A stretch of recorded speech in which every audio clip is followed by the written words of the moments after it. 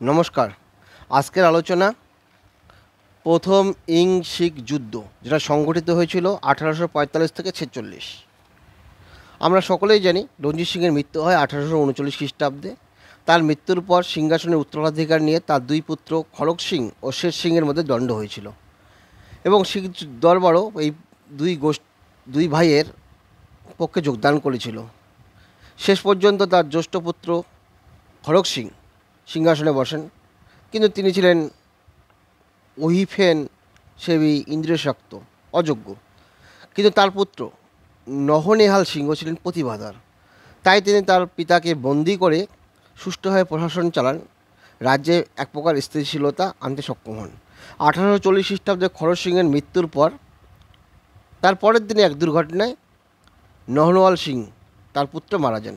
এর ফলে সিংহাসন ফাঁকা হয়ে যায়, পুনরায় গোলযোগ শুরু হয়। শেষ পর্যন্ত দরবারের ডোগরা গোষ্ঠী ও খালসা বাহিনীর সাহায্য নিয়ে রঞ্জিত সিংয়ের অপর পুত্র শের সিংহ সিংহাসনে বসেন 1841 খ্রিস্টাব্দে।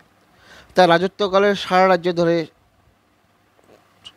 অশান্তি চরম আকারে নেয় এবং 1843 খ্রিস্টাব্দে শের সিংহ ও তার শিশুপুত্র আততায়ীর হাতে নিহত হন।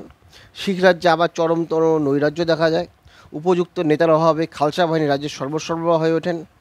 এদের মধ্যে দুইজন খালসার নায়ক লাল সিংহ ও তেজ সিংহ রঞ্জিত সিংয়ের 5 বছরের নাবালক পুত্র দলীপ সিংহকে সিংহাসনে বসান 1843 খ্রিস্টাব্দে এবং তা রাজমাতা ঝিন্দনকে দলীপ সিংহের অভিভাবিকা নিযুক্ত করেন এবং সমস্ত ক্ষমতা কুক্ষিগত করে রাখেন এই খালসা বাহিনীর দুই নায়ক। খালসা বাহিনীর রাজনীতিতে অংশগ্রহণ করলে অবস্থা আরও জটিল হয়ে ওঠে। বীর ও সাহসী হয়েও তারা স্বার্থপর ও ক্ষমতালোভী ছিলেন। দরবারের ক্ষমতায় লড়াই শুরু হয়, প্রশাসন প্রায় ভেঙে পড়ার মুখে হয়। শিখ নেতৃবৃন্দ খালসা বাহিনীর ঔদ্ধত্য অতিষ্ঠ হয়ে ওঠেন। খালসা বাহিনীর ঔদ্ধত্যের হাত থেকে নিষ্কৃতি পাওয়ার জন্যই রাজমাতা ঝিন্দন তাদের ইংরেজ রাজ্য আক্রমণের প্ররোচনা দেন খালসা বাহিনীদের। ঝিন্দন মনে করেছিলেন যুদ্ধে পরাজিত হলে খালসা বাহিনীর বিষদাঁত ভেঙে যাবে আর তারা সংযত হবে, আর যদি জয়ী হয় তাহলে শিখ রাজ্যের আয়তন বৃদ্ধি পাবে। অপরদিকে শিখ রাজ্যের দুর্বলতার সুযোগ নিয়ে ইংরেজ পক্ষ পাঞ্জাব দখলের জন্য তৈরি হয়েছিল।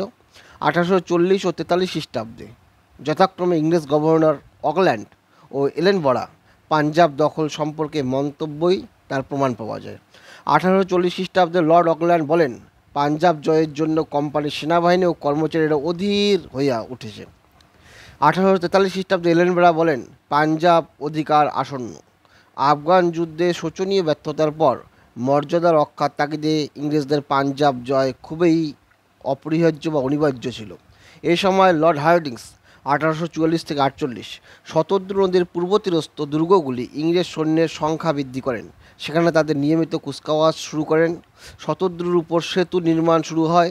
মুলতান সীমান্তে একদল ইংরেজ সৈন্যের আগমন ঘটে। ইংরেজদের এইসব কার্যকলাপ শিখদের শঙ্কিত হয়ে ওঠে। এছাড়া লাহোর দরবারে অবস্থিত ইংরেজ রেসিডেন্ট মেজর ব্রডফুটের অধ্যত্ত আচরণ ও অপমানজনক ব্যবহার শিখদের ক্ষুব্ধ করে তোলে। এমন অবস্থায় রাজমাতা ঝিন্দন খালসা বাহিনীকে ইংরেজদের আক্রমণে উৎসাহিত করেন এবং 1845 খ্রিস্টাব্দে 11 ডিসেম্বর শিখ বাহিনী শতদ্রু অতিক্রম করে ব্রিটিশ রাজ্য আক্রমণ করলে বড়লাট লর্ড হার্ডিংস অমৃতসরের সন্ধি ভঙ্গের অভিযোগে শিখদের বিরুদ্ধে যুদ্ধ ঘোষণা করেন। এইভাবে প্রথম শিখ যুদ্ধ শুরু হয়। মুদ কি 1845, ফিরোজ শাহ 1845, আলিওয়াল 1846 এবং সেব্রাও 1846-এর যুদ্ধে বীরত্বের সঙ্গে যুদ্ধ করে তেজ সিংহ এবং লাল সিংহ নির্লজ্জ বিশ্বাসঘাতকতার এই 4টি যুদ্ধেই শিখ বাহিনী পরাজিত হয়েছিল। এই প্রথম যুদ্ধে শিখদের পরাজয়ের গুরুত্ব অপরিসীম।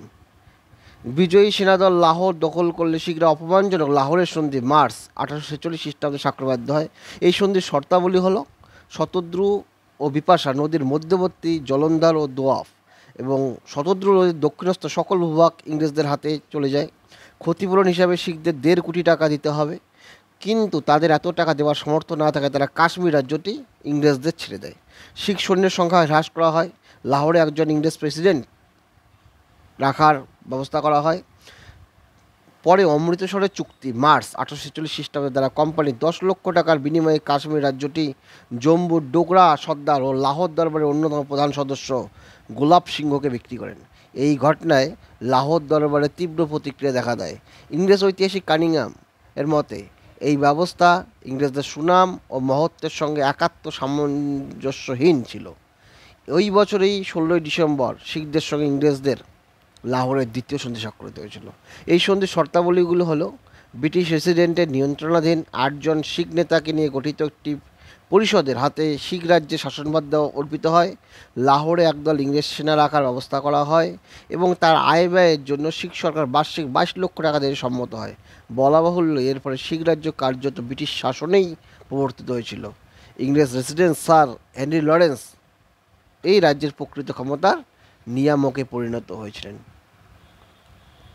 এই সম্পূর্ণ আলোচনায় প্রথম শিখ যুদ্ধের 1845 থেকে 46, এখানে মোট 4টি যুদ্ধ হয়েছিল: মুটকি, ফিরোজ শাহ, আলিওয়াল, সেবরাও, এবং 4টি যুদ্ধেই শিখরা পরাজিত হয়েছিল মূলত খালসা সর্দার তেজ সিং এবং লাল সিংয়ের বিশ্বাসঘাতকতার জন্য।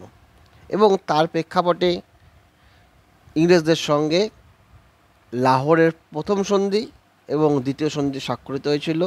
এই সন্ধি দুটোর মাধ্যমে শিখ সাম্রাজ্যের ক্ষমতা এক প্রকার ইংরেজ রেসিডেন্টের হাতে চলে যায়। ধন্যবাদ।